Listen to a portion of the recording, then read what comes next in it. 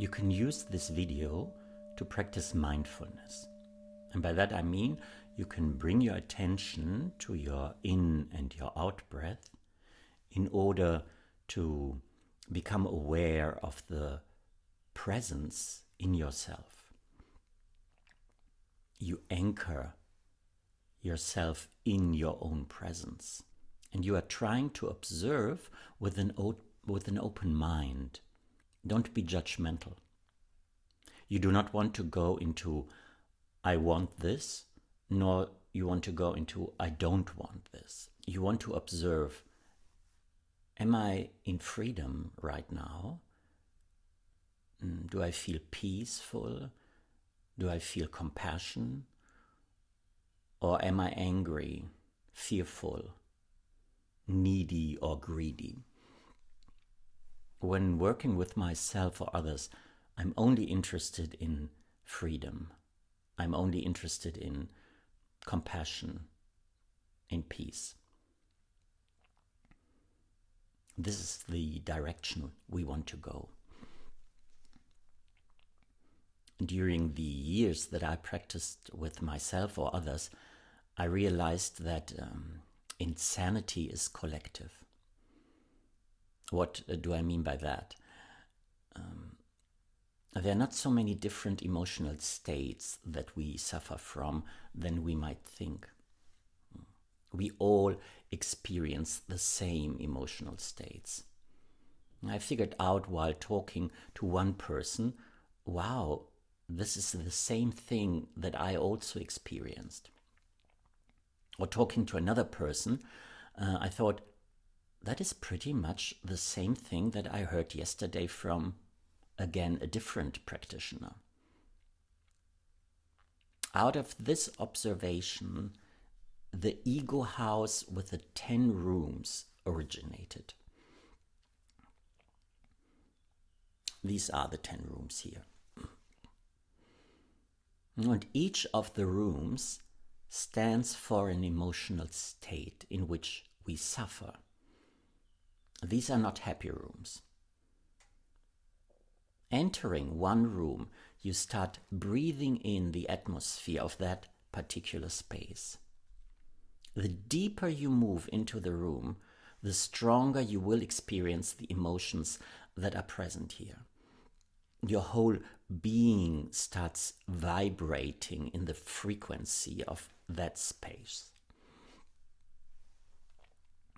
For instance, if you enter the inferiority room, you will probably feel worthless and deficient.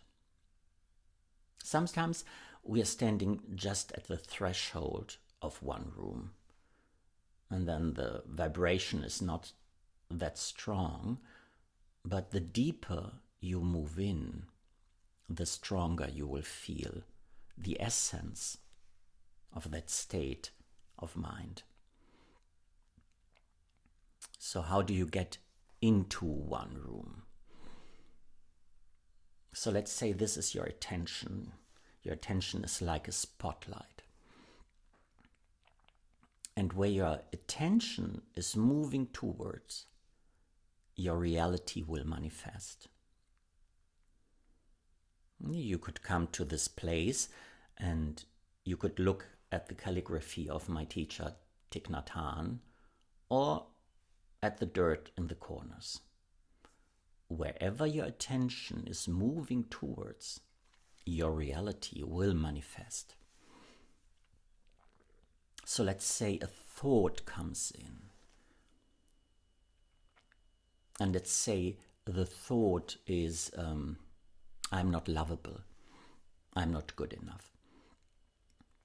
And most people do have this thought at one point.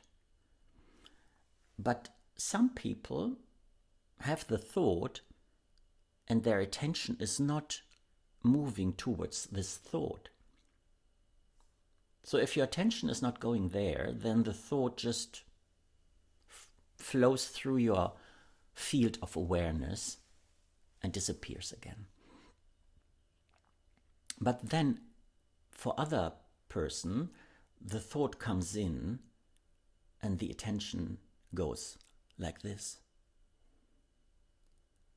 and you are interested, and you believe the thought, and you cuddle with the thought. And then a reality manifests. Now this is the perspective you're looking at yourself and out into the world. I'm not lovable. I'm not good enough. So, if your attention moves towards a thought like, I'm not lovable, then this thought will drag you into the room of inferiority.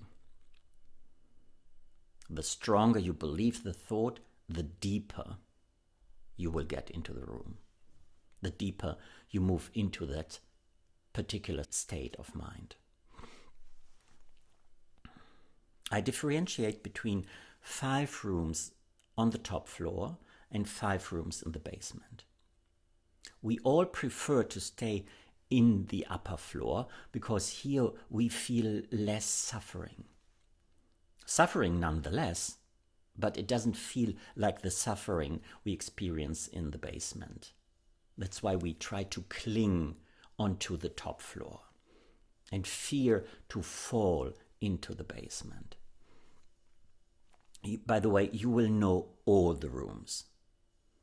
This is not a personality trait. Some people they are only in this room. No, you know all the rooms. But you're visiting some more frequently than others. Let's start with the first room on the top floor. It's the control room. And I call it also the lobby of the ego house because most of us walk through this room every day. When you enter this room, your attention lives in the future. You are keeping an eye on what could potentially happen. You are worried about the future. You may feel responsible. You're constantly alert. And maybe you try to interfere everywhere. Sometimes I speak about an addiction to worry, an addiction to have concerns when you are in this room. This is the room where you can develop a burnout or find yourself in a mental hospital because you cannot let go of this worrying energy or this driving energy. The second room in the upper floor is a resistance. By the way, every room in the top floor is sort of a control room. But the other 4 rooms are a different kind of controlling energy.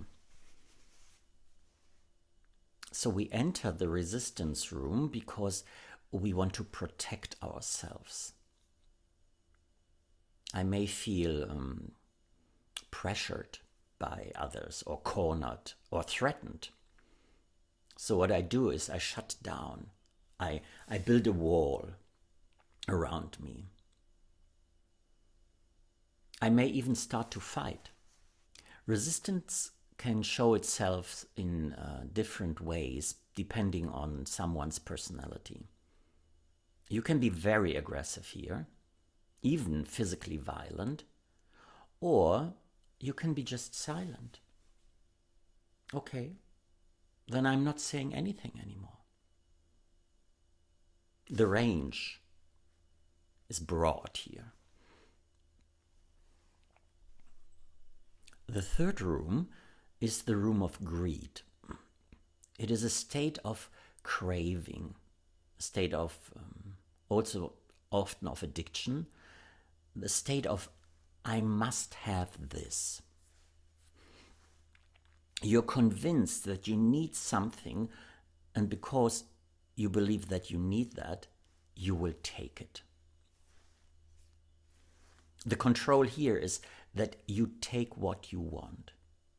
You have a tunnel vision. You cannot see the suffering that might occur for yourself or others.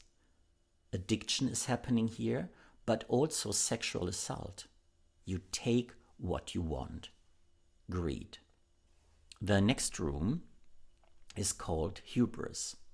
Hubris is a Greek word and means presumptuous. In ancient times, when someone would see him or herself at eye level with the gods, that would be considered hubris. It's a sort of megalomania. And it is the counterpart to the room of inferiority. While in the room of inferiority, you believe that you are less than, here you are convinced that you are better than. And quite often people move back and forth between these two rooms. So to fluctuate between those two rooms is quite common.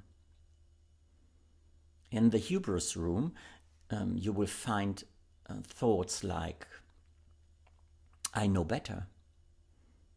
I am better. It is my right. Megalomania. What is also interesting, these rooms are not only entered by individuals.